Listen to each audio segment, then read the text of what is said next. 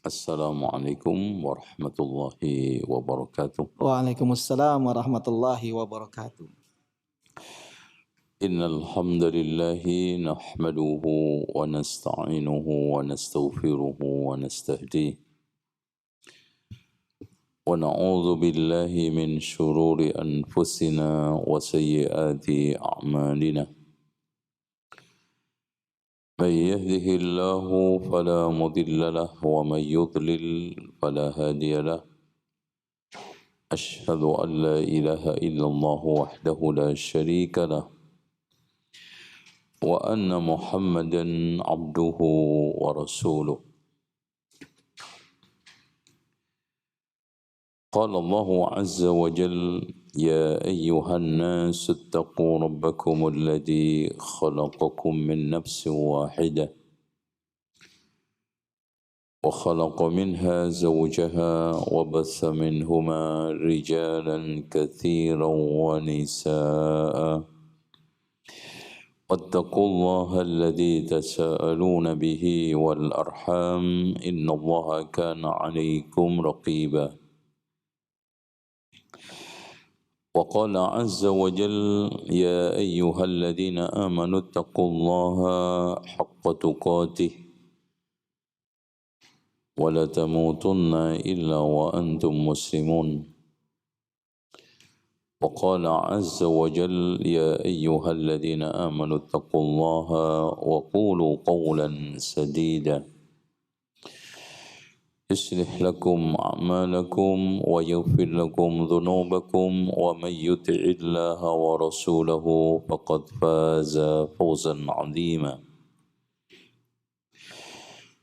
فإن خير الحديث كتاب الله وخير الهدي هدي محمد صلى الله عليه وسلم وشر الأمور محدثاتها وكل محدثة بدعة وكل بدعة ضلالة وكل ضلالة في النار.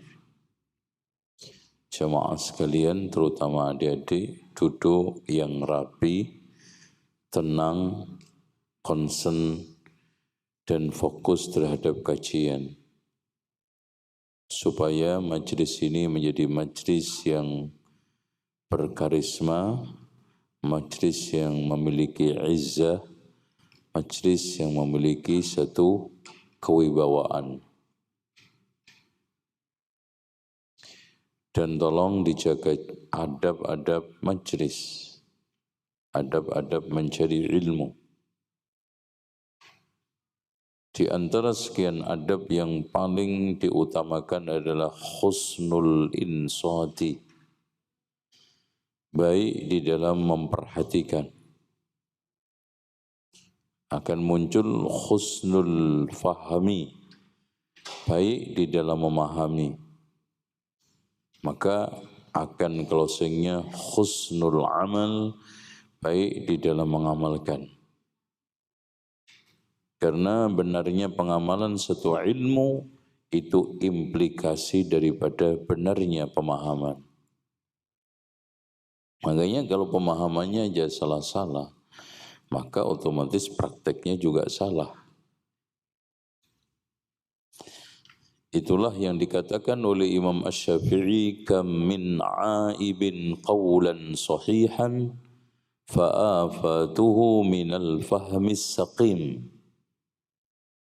Berapa banyak orang yang mencela pendapat yang baik, asal muasalnya berangkat dari pemahaman yang sakit.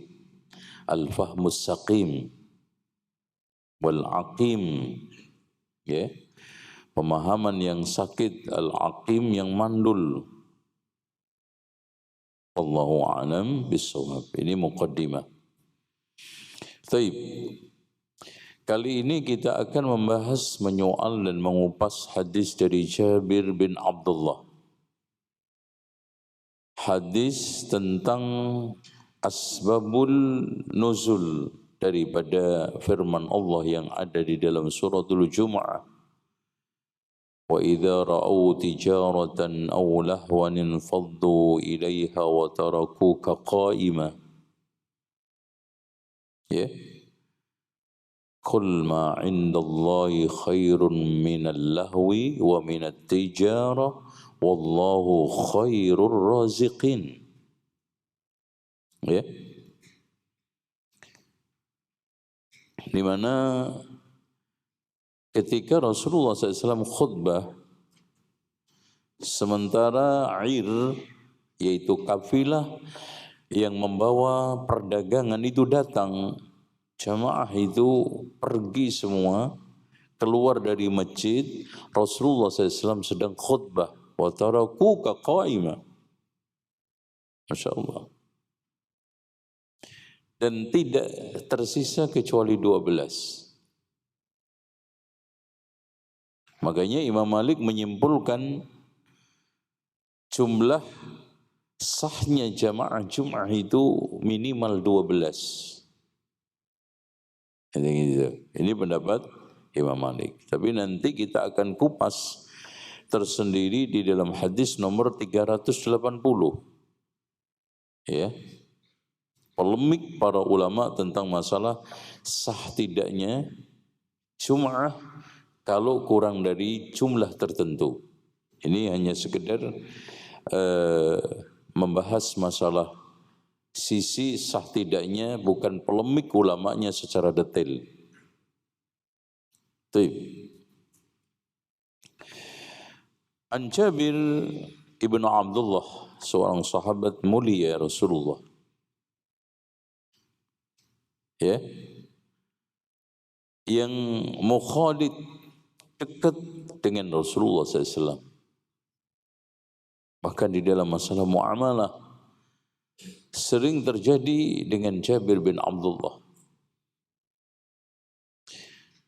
Beliau memiliki satu cerita yang unik di mana ketika beliau menikah dengan janda. Rasulullah SAW menyarankan hal bikra tula'ibuka wa tula'ibuha. Kenapa enggak yang perawan sehingga kamu bisa bersenda gurau dan dia juga bersenda gurau? Ya Rasulullah, Abdullah bapak saya meninggal dunia, meninggalkan anak-anak perempuan semua. Ya, kurang lebih 9 perempuan semua. Kalau saya menerika anak-anak gadis masih juga sama seusia mereka, ya bukan ngerawat tetapi tengkar dia, kan gitu. Ya masih kekanak-kanakan. Ini menunjukkan mental kedewasaan itu menentukan kebaikan rumah tangga. Ya mental. Dan mental itu ditentukan juga oleh umur dalam satu sisi.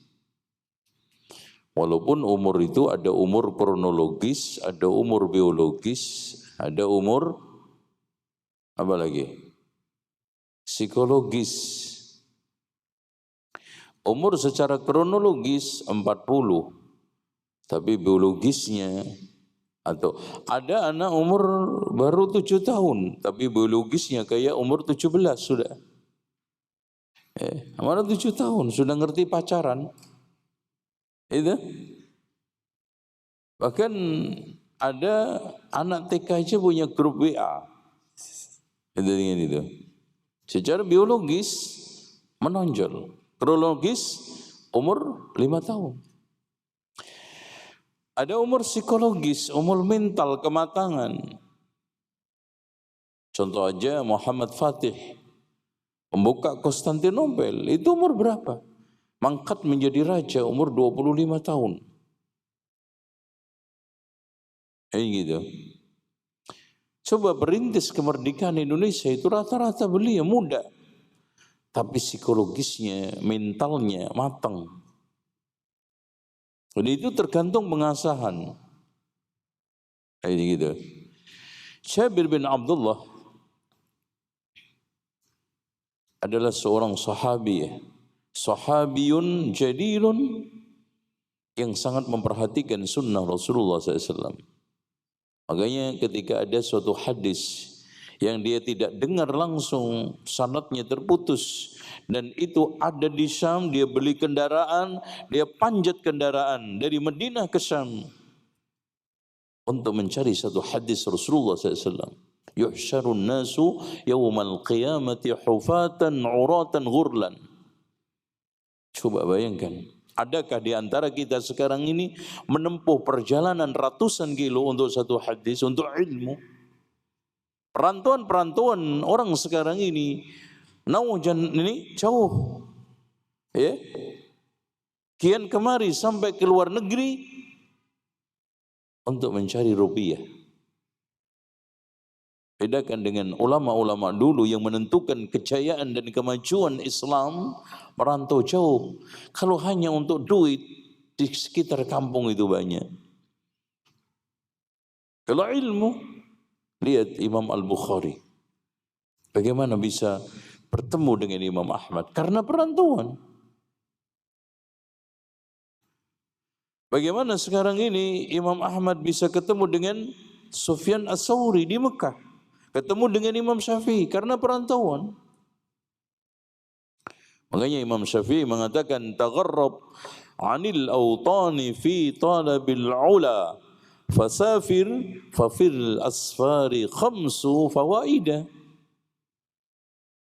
Tagharrab, merantaulah, 'anil awtan, dari kampung, dari negeri, dan bersafarlah.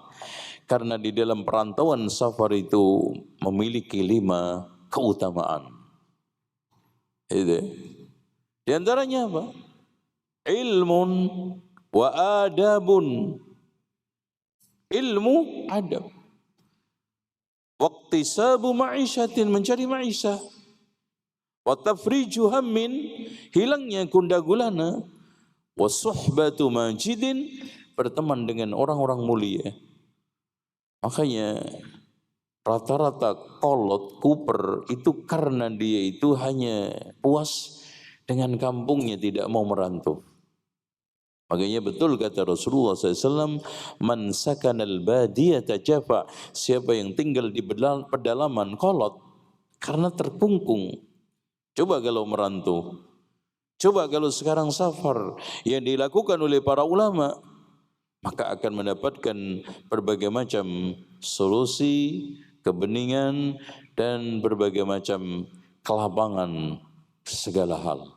Lapang ilmu, lapang wawasan, lapang rizki, lapang jaringan, itu. Ya. Wallahu a'lam bishawab. Bahkan sekarang ini parah. Perantauan yang awalnya juga untuk mencari ilmu, setelah di tempat perantauan berubah mencari duit. Kalau zaman dulu tidak, Pak. Dulu banyak orang-orang yang merantau mencari duit, berubah menjadi thalabul ilmi. Lihat Hasan, ya, salah seorang pendiri Persis. Dulu datang dari Tamil, India, ke sini untuk dagang. Ngikutin pamannya berdagang kain di Surabaya. Tapi setelah ketemu, ya, orang-orang, ya, Muslim, mereka-mereka yang sekarang ini aktivis di Bandung, yang awalnya juga kulakan kain, akhirnya dia belajar, akhirnya menjadi tokoh. Seperti itu harusnya. Allahu a'lam bishawab. An Jabir anna Nabiy sallallahu alaihi wasallam kana yakhtubu qa'ima. Ini menunjukkan bahwa aslinya khutbah itu berdiri. Ya. Wa tarakuka qa'ima, sejalan dengan hadis ini, ayat yang ada di dalam surat apa? Al-Jumu'ah. Anna Nabiy sallallahu alaihi wasallam yakhtub. Ini berarti kondisinya adalah hari Jum'ah. Yakhtub. Dan khutbah, ciri-ciri daripada khutbah itu jelas, singkat, gamblang. Singkat, jelas, gamblang. Enggak bertele-tele. Makanya orang yang ngelamar bahasa Arabnya apa? Apa, Pak? Bahasa Arabnya lamaran apa? Khitbah. Karena rata-rata pelamar itu datang kepada calon mertua, wali perempuan dengan bahasa yang singkat, gamblang, jelas. Nggak bertele-tele. Jadi kadang-kadang ada ngelamar muter-muter, menjelaskan dari pagi sampai siang nggak selesai-selesai. Diusir sama calon mertua tuh. Datang to the point, meyakinkan, Pak, saya datang ke sini ingin meminang anak Bapak. Lo mau kasih makan apa lo? Kerja apa? Insya Allah Pak, kalau hanya satu mulut, jangankan satu mulut, 5 mulut pun siap. Oh yakin mertua. Kayaknya kalau digertak sama mertua, balik gertak, tapi yang sopan. Itu. Rizki di tangan Allah, ya tapi di tangan kamu yang mana? Gitu. Gertak kan? Itu yang di tangan Allah. Emang banyak melimpah, yang di tangan kamu, ya tawakal aja Pak. Tawakalnya gimana bentuknya? Oh gitu, karena orang tua, karena kasih sayang dia terhadap anak perempuan yang lemah, tidak ingin tersia-siakan, wajar, detail. Tapi meskipun sekarang ini detail, rinci, panjang lebar, ujungnya itu ini calon menantu saya meyakinkan enggak? Punya enggak kepribadian?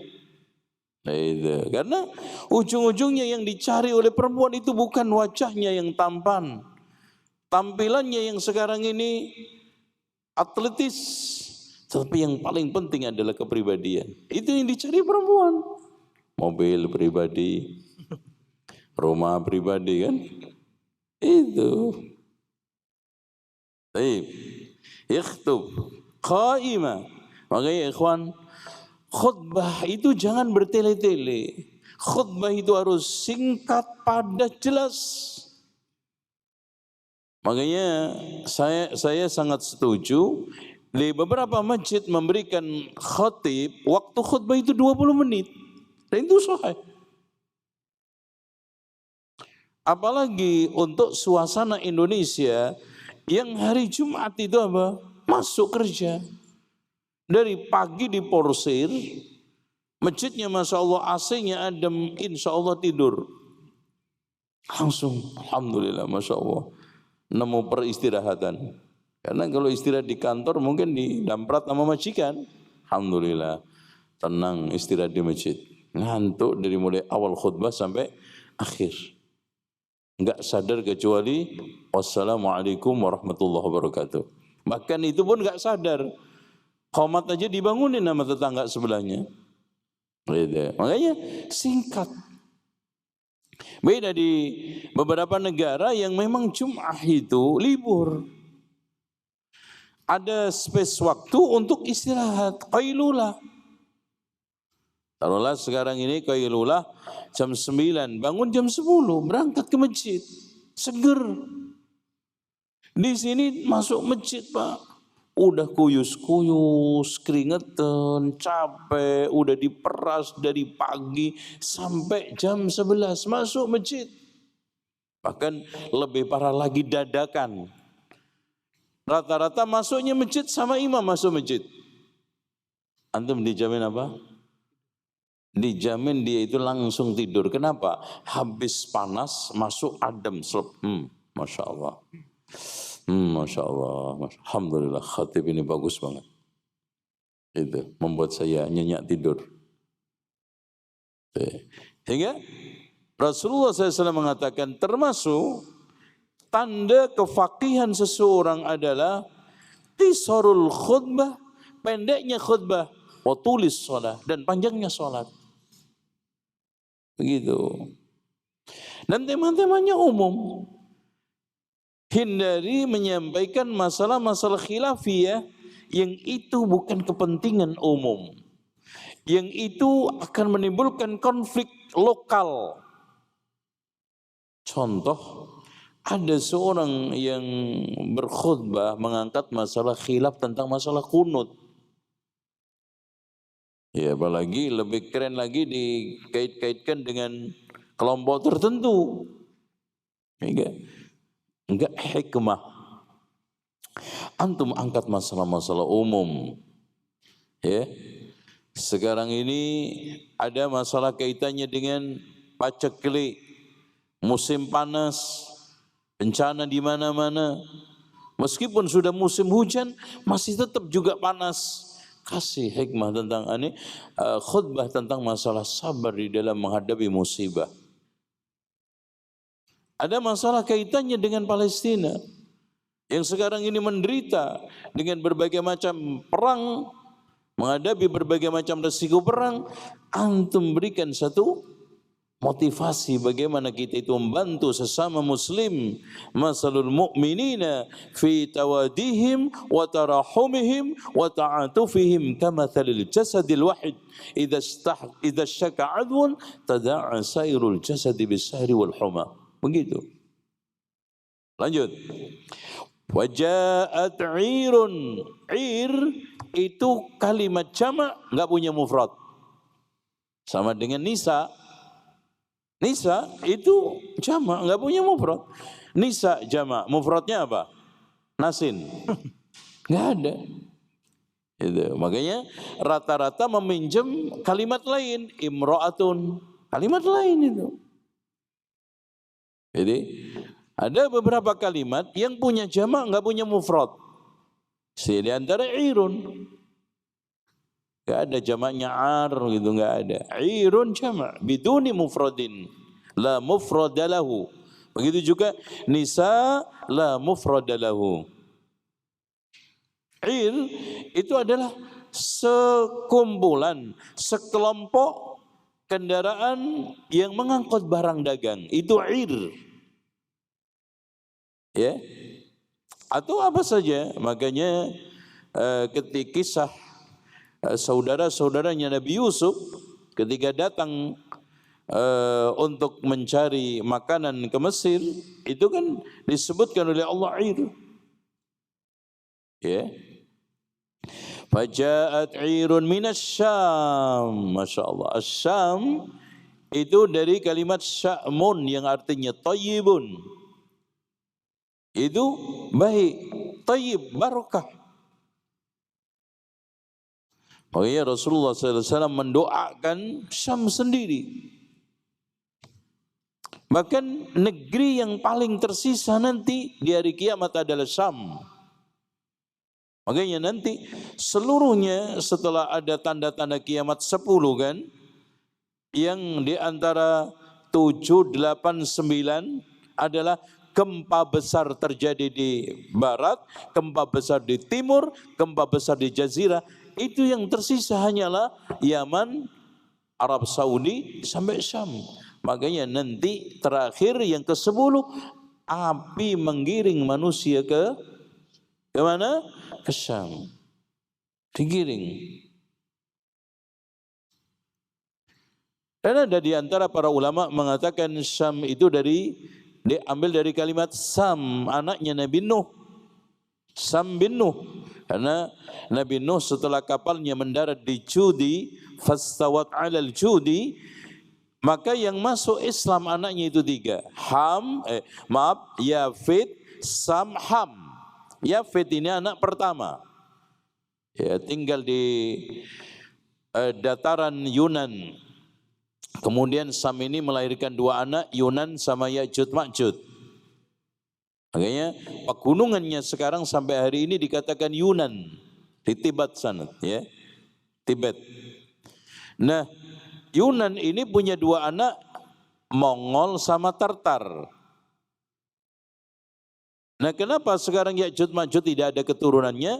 Karena di era Zulkarnain dia dibikinkan negeri tersendiri oleh Zulkarnain di bawah tanah.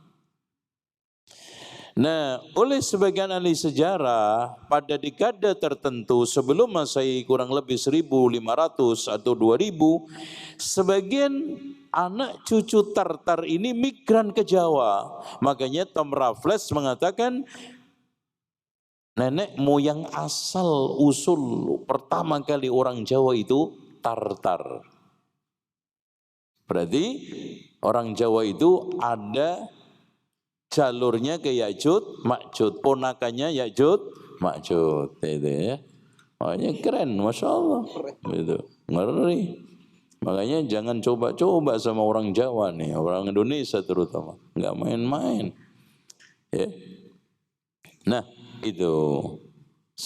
Nah yang kedua Sam ini melahirkan Sumaria, termasuk melahirkan siapa? Nabi Ibrahim. Para nabi, bahkan hampir seluruh para rasul, para nabi itu dari Sam. Nah yang ketiganya adalah Ham, yang paling terkecil, yang nanti migran ke Afrika. Anak yang pertama lahir adalah Sudan, dan negeri tinggalnya sampai hari ini dikatakan tempat tinggalnya Sudan. Tuh. Nah Sam ini nanti akhirnya anak-anak cucunya banyak yang migran ke daerah Syam itu. Termasuk Nabi Ibrahim. Kan dilahirkan di Babilonia.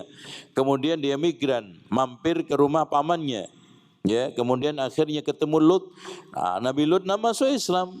Kemudian akhirnya kemana? Ke Palestina. Dengan demikian Syam itu meliputi 4 negara. Lebanon, Palestina, Yordania, sama Ordun. Ya. Saya tadi dikirimi seseorang potongan video. Ya, video saya tentang Palestina dipotong. Dan otomatis yang dipotong itu yang seru-seru. Yang di situ saya dikesankan mencibirkan, meremehkan Palestina. Subhanallah. Hadza buhtanun adzim.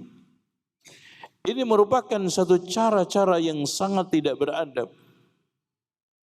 Cara-cara yang memfitnah. Bahwa dari mulai dalam sampai luar, luar dalam, zahir dan batin. Ya. Palestina adalah negeri muslimin. Kaum muslimun yang wajib untuk kita bela. Pembelaan kita bukan hanya kepada bangsa Palestina, tetapi tanah air Palestina, karena di sana ada subhanalladzi asra bi'abdihi lailan minal masjidil haram ilal masjidil aqsa. Terus kemudian sebagai kaum muslimin, al-muslim lil muslim kal bunyan. Masalul mu'minina fi tawadihim tadi, cinta, kasih sayangnya dan perhatiannya seperti satu tubuh. Saya hanya mengungkapkan realitas bahwa fakta kita itu melihat Palestina ini berpuluh-puluh tahun hidup di tengah konflik, penjajahan, ketertekanan. Segala sesuatu kalau tidak sempurna itu maklum. Segala sesuatu kalau seandainya kurang ini kurang itu biasa. Konflik.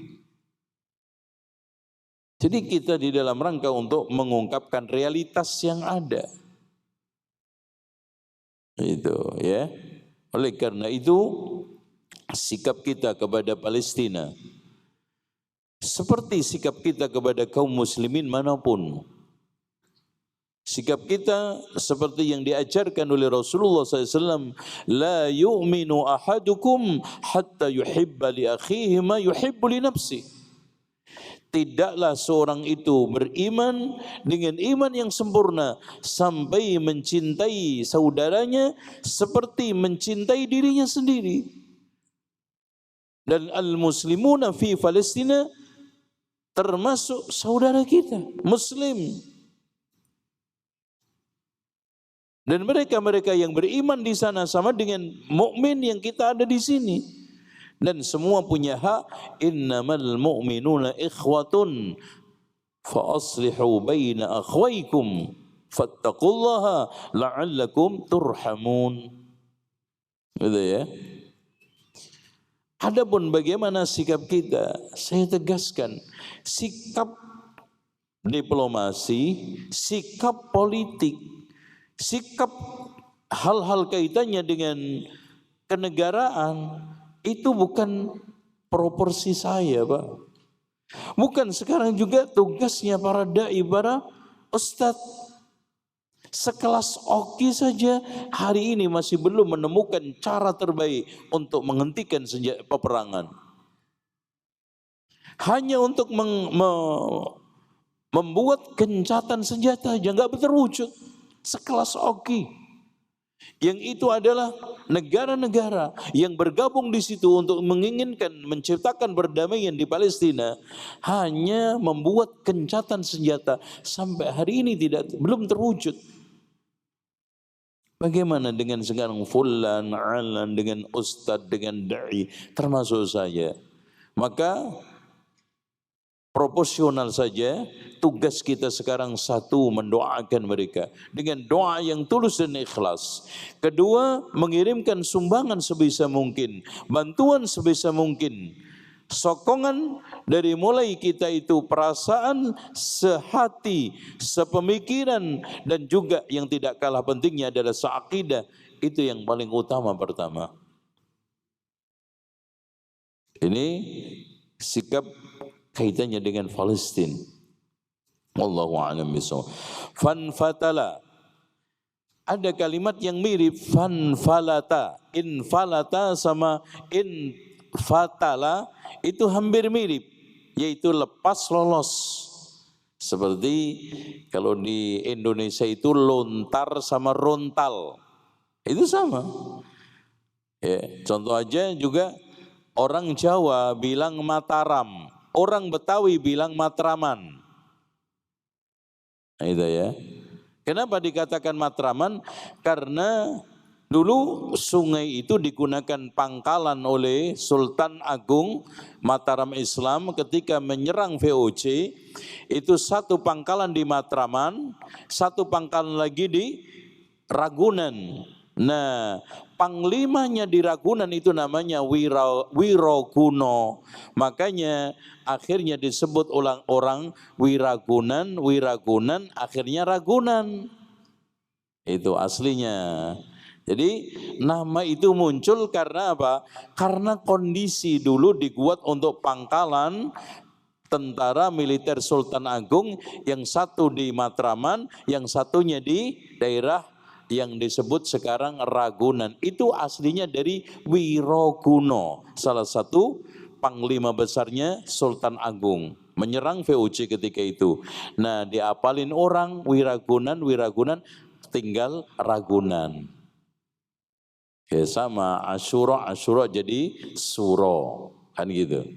Karena banyak bahasa-bahasa kadang-kadang karena berat di lidah lepas.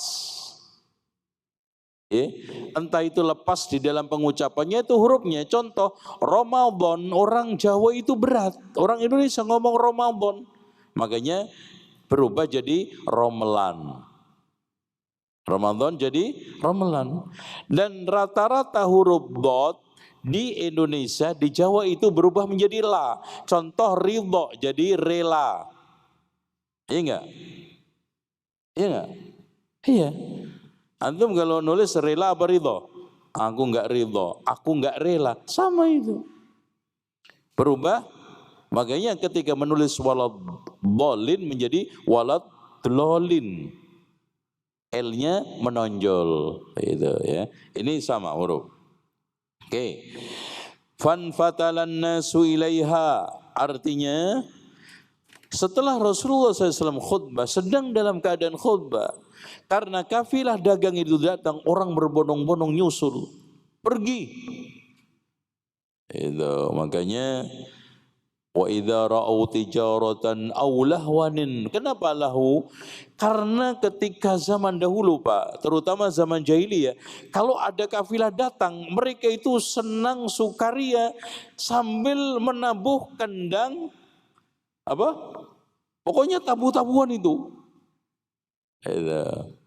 Jadi itu sebagai tanda pengumuman akan adanya kafilah yang datang untuk ditabu itu semua. Sambil tari-tarian itu terutama Madinah. Makanya di dalam hal musik Madinah itu menonjol.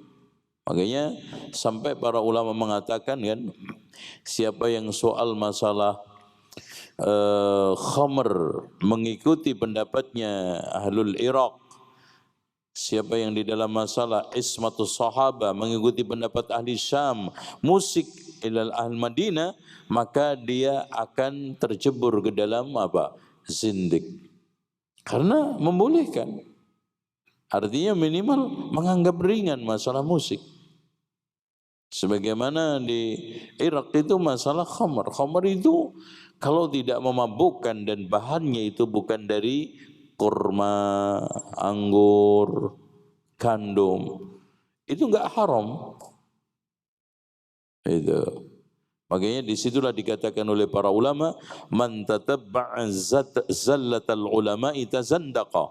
Siapa yang cari-cari plesetannya ulama, maka dia itu cari zindik. Jadi zindik. Nanti kaitannya pendapat musik ambil yang boleh, pendapat riba ambil yang boleh, semua dia ambil yang boleh-boleh, yang ringan-ringan, tazandaqa. Makanya dari sinilah talfik itu tidak boleh. Memilih dan menyatukan satu madhab menjadi satu oplosan tanpa hujah, tanpa dalil, tanpa latar belakang dia itu sebagai seorang ulama, dia akan menjadi apa? Zindik. Itu. Makanya talfik itu tidak mutlak dilarang, tidak mutlak dibolehkan juga. Kalau sekarang ini seorang ulama yang kapabel atau talibul ilmi yang sudah menguasai dalil, kemudian membandingkan, menimbang beberapa madhab, kemudian diberikan satu kesimpulan berdasarkan ilmu dan dalil, itu tidak mengapa. Tapi kalau sekarang dioplos gitu aja tanpa latar belakang ilmu dan dalil, nggak boleh. Contoh dalam masalah membayar zakat. Anak senangnya sih kalau urusan membayar zakat ukurannya pakai Imam Syafi'i, bayarnya pakai Imam Abu Hanifah. Kalau Imam Abu Hanifah kan boleh bayar pakai duit, tapi takarannya pakai Imam Syafi'i 2,5 liter. Itu. Padahal di Imam Abu Hanifah itu 4 liter lebih. Nah seperti ini namanya talfik. Tidak boleh. Lam yabqa illa isna asyara rajula. Tidak tersisa kecuali 12. Jadi semua pergi. Dan kenapa pergi? Dan akhirnya terjadi teguran ini. Apakah para sahabat ketika itu tidak tahu hukumnya sholatul Jum'ah? Dijawab oleh para ulama dengan 2 jawaban. Yang pertama, ketika zaman dulu khutbah itu setelah sholat. Makanya setelah kejadian ini didahulukan khutbahnya baru sholat. Tetapi ini dikatakan oleh para ulama termasuk Syekh Utsaimin lemah. Karena dari sejak zaman dahulu sampai sekarang Jum'ah itu khutbah dulu baru sholat. Nah jawaban yang kedua inilah yang paling memungkinkan, yaitu apa? Dulu khutbah dan sholat Jum'ah itu, terutama khutbahnya adalah sunnah, belum diwajibkan. Ya, artinya orang boleh mendengar, boleh tidak. Kemudian nanti setelah itu balik lagi untuk sholat. Makanya setelah diturunkan ayat surat Al-Jum'ah yang ada di dalam surat Al-Jum'ah, maka hadirnya, mendengarkannya khutbah Jum'ah itu wajib. Dan di antara 12 itu ada Abu Bakar, Umar, Utsman, Ali. Dari sini Pak, kita bisa simpulkan, Masya Allah. Hampir semua sahabat itu wirausaha. Pedagang, bisnismen, pengusaha. Cek aja, coba. Dari satu masjid yang tidak dagangan cuma 12, itu pun tidak semuanya bukan pedagang. Abu Bakar pedagang, Umar pedagang, Utsman juga. Artinya hampir semua sahabat itu adalah pengusaha hebat. Masya Allah. Wirausaha, mandiri. Ya. Oleh karena itu ya ikhwan, ana tegaskan sekali lagi, jadi orang kaya itu bukan tercela. Yang tercela itu cara mencarinya dan setelah dapat tidak menunaikan haknya. Setelah itu sikapnya. Cek aja 12 sahabat yang dijamin oleh Allah masuk surga berapa? Seberapa? Asyara, maaf. Ya, 10. Coba cek, ada yang miskin? 10 sahabat yang dijamin oleh Allah masuk surga, semuanya kaya raya. Abu Bakar, Umar, Utsman, Ali, Abdurrahman bin Auf, antum tahu sendiri, Zubair bin Awam, antum tahu sendiri. Ya. Semuanya kaya raya. Tapi kekayaannya untuk ibadah, kekayaannya untuk Islam. Makanya harta itu tidak tercela dengan sendirinya. Yang tercela adalah cara mencarinya. Yaitu apa? Dengan cara wal kedwal halal haram diuntal, yang penting di perut gak nyengkal. Ada itu. Ngetes haramnya cuman mencret enggak? Kalau enggak mencret aman, Masya Allah. Enggak. Terus kemudian sumber pencarinya. Apakah dengan cara yang benar, tidak mendolimi sesama muslim, dan tidak menggunakan cara-cara yang haram, dan sikap setelah memilikinya. Makanya yang dicela oleh Allah bukan hartanya, tapi sikapnya. Kalla innal insana la yatgha ar-ra'ahu istaghna. Itu. Kan masalahnya kadang-kadang gini, setelah punya duit banyak, lupa ngaji, no sikap kan? Jelek sama tetangga, gak bau sama saudara, bakhil, gak menunaikan zakat. Ini sikapnya. Dengan demikian, ni'mal malu soleh, kata Rasulullah, sebaik-baik harta yang baik adalah di tangan orang yang baik. Itu jadi rawahu Muslim. Wallahu a'lam bishawab. Demikian hadis ini dikeluarkan oleh Imam Al-Bukhari juga di dalam Kitabul Jum'ah. Dan bab yang dibikin bab Imam Bukhari juga cukup cantik. Idza nafara an-nasu 'anil imam. Jika jamaah manusia lari pergi meninggalkan imam fi salatil jum'ah, di dalam salat Jum'ah, fa salatul imam, salatnya imam, wa man baqiya jaizatun, dan orang-orang yang tersisa boleh. Masya Allah. Makanya betul kata para ulama, fikihnya Imam Al-Bukhari itu di babnya. Pemahaman Imam Al-Bukhari itu di babnya. Kesimpulan hukum yang dia inginkan oleh Imam Al-Bukhari dari menurunkan hadis itu di mana? Di babnya. Dan itu enggak mudah, Pak. Kepakaran Imam Al-Bukhari di situ. Walaupun dikatakan oleh Imam Ahmad ketika ditanya oleh anaknya, wahai bapakku, di antara sekian ribu muridmu yang hebat itu siapa? Itu yang diingat pertama kali itu tuh, orang dari Khurasan tuh, Muhammad ibn Ismail. Itu atqanuhum, paling mutqin di dalam masalah menguasai sanad. Masya Allah. Dia, ini adalah ikrar. Nah ini lagi nih, asraduhum, kalau ngapalin gak pernah ngadat, yaitu Abu Zur'ah. Makanya dia sendiri mengatakan, saya hafal 200.000 hadis seperti orang menghafal surat Al-Ikhlas. Coba, kita aja ngapalin surat Al-Ikhlas kayak ngapalin 200.000 hadis. Itu baru surat Al-Ikhlas. Gimana amma yatasaalun? Allahu a'lam. Baik, sekarang kita buka tanya jawab. Insyaallah masalah khilafiyah di antara para ulama kita akan sampaikan pada hadis ke-380.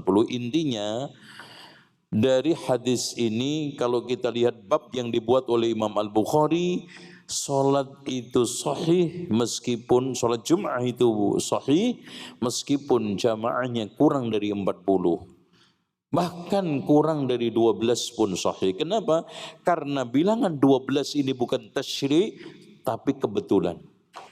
Artinya ya mereka meninggalkan kebetulan yang tersisa itu 12. Andaikan yang tersisa 6 gimana? Rasulullah tetap enggak ngelanjutin sholat? Tetap. Berarti di sini ittifaq wa sudfah, kebetulan bukan tasyri' alias penetapan syariat. Kalau penetapan kurang dari 12 enggak sah. Tapi tidak ada di dalam teks itu. Bahkan ini seperti kebetulannya Rasulullah gini loh Pak. Rasulullah SAW ketika pergi haji mampir singgah untuk istirahat. Kebetulan di mana? Wadi Usfan. Wadi Usfan, lembah Usfan. Apakah setiap orang yang haji umroh harus ke situ? Kalau tasyri' harus. Kalau tasyri' harus. Tapi kalau kebetulan ittifaq, ya enggak. Rasulullah mampir di Wadil Azraq, Wadi Usfan. Bahkan ketika itu mengatakan bahwa disinilah Nabi Hud, Nabi Soleh melewati lembah ini untuk menunaikan haji. Gitu. Jadi ini hanya kebetulan seperti Rasulullah SAW turun dari Arafah di Mina Musdalifah, kemudian beliau mampirnya di mana Sya'ab, yaitu lerengnya gunung Masy'aril Haram. Apakah di situ yang sah? Selain itu enggak boleh. Kalau begitu orang-orang yang mampir di Musdalifah di selain tempat itu enggak sah. Kalau enggak ke situ juga enggak afdal. Enggak. Rasulullah mampir singgahnya di situ kebetulan, sudfatan wattifaqan, bukan tasyri'an. Ya, itu yang harus kita pahami. Antara mana itu sudfah yang dilakukan oleh Rasulullah hanya sekedar memang Rasulullah SAW kebetulan singgah di situ, tinggal di situ, bukan di situ termasuk tasyri'. Contohnya tasyri' apa? Contoh Rasulullah SAW ketika keluar dari Madinah untuk melakukan ihram di Zulhulaifah. Sengaja, bukan kebetulan. Tasyri' berarti. Ini yang harus kita bedakan antara sudfatan wattifaqan baina tasyri'an. Wallahu a'lam. Nah Ustaz, jazakallah khairan wa barakallah fiik Ustaz atas materi yang telah sampaikan di kesempatan sore hari ini. Dan ikhwatal Islam azani Allah wa iyyakum, telah kita simak bersama pembahasan yang telah disampaikan oleh beliau tentang hukum salat Jumat dengan jamaah yang kurang dari 40 orang. Nah, Islam azani Allah wa iyyakum, untuk selanjutnya kami buka sesi interaktif soal jawab bagi antum yang ingin bertanya secara langsung. Nah, Ustaz, kita angkat satu pertanyaan Ustaz dari pesan singkat terlebih dahulu dari chat WA, mohon maaf. Iya. Ustaz, apakah jika imam sholat Jumat tidak membaca surat Al-A'la dan Al-Ghasyiyah, termasuk imam yang tidak faqih Ustaz, karena disebabkan membaca dua ayat tersebut merupakan yang disunahkan Ustaz? Syukran. Tapi masalah kaitannya dengan ta'yinus surah fi shalah itu bukan suatu kelaziman. Itu hanya ikhtiaran. Artinya Rasulullah memberikan pilihan.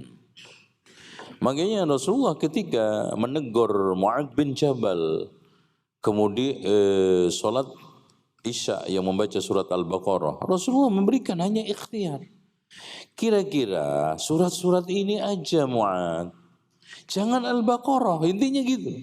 Dikasih pilihan. Gitu ya. Makanya di antaranya mungkin ada surat istisqa, Rasulullah SAW memberikan pilihan surat ini, Idul Fitri, Idul Adha juga pilihan. Bukan suatu kelaziman. Oleh karena itu antum bisa mengira-ngirakan imma surat itu atau surat lain yang sepadan dengan itu. Intinya kalau di dalam surat Isya jangan membaca surat Al-Baqarah. Itu Al-Baqarah, Masya Allah.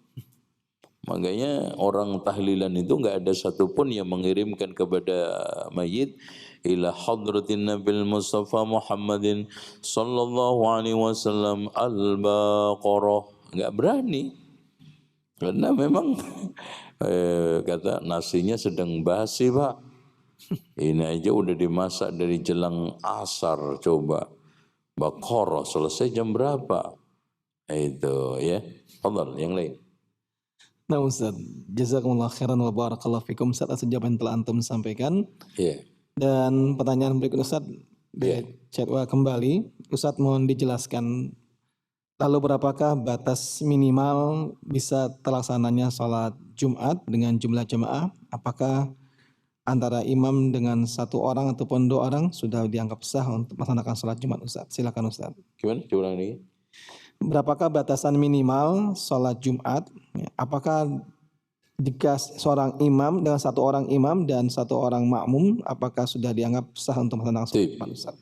Menurut para ulama seperti Syekhul Islam Ibn Taimiyah dan juga Muhammad Asy-Syaukani dan ulama-ulama yang lainnya, yang penting ada khatib otomatis satu dan makmumnya itu satu sah.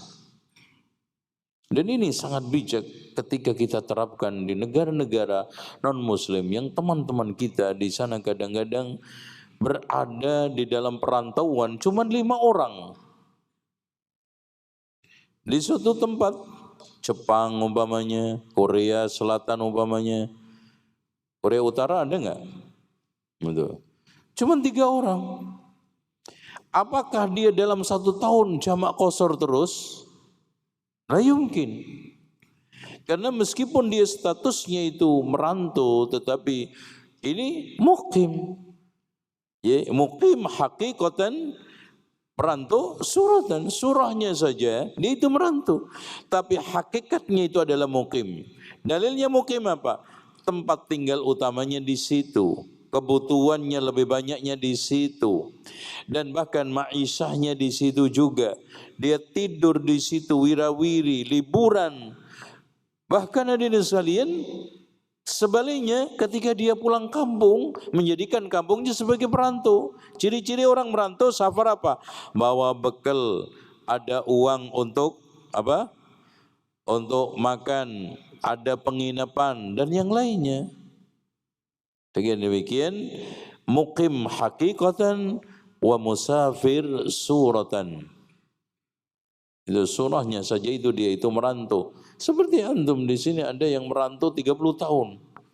Masa jamak qashar 30 tahun antum di Cilengsi? Ya, ghairu ma'qul. Jazakumullah khairan wa barakallahu fikum Ustaz atas jawaban dan juga materi yang disampaikan di kesempatan sore hari ini. Sebelum kita akhiri kajian yang penuh dengan faedah yang telah kita simak bersama dalam pembahasan hukum sholat Jumat yang kurang dari 40 orang, kami meminta kepada Ustaz menyampaikan ikhtitam. Silakan Ustaz.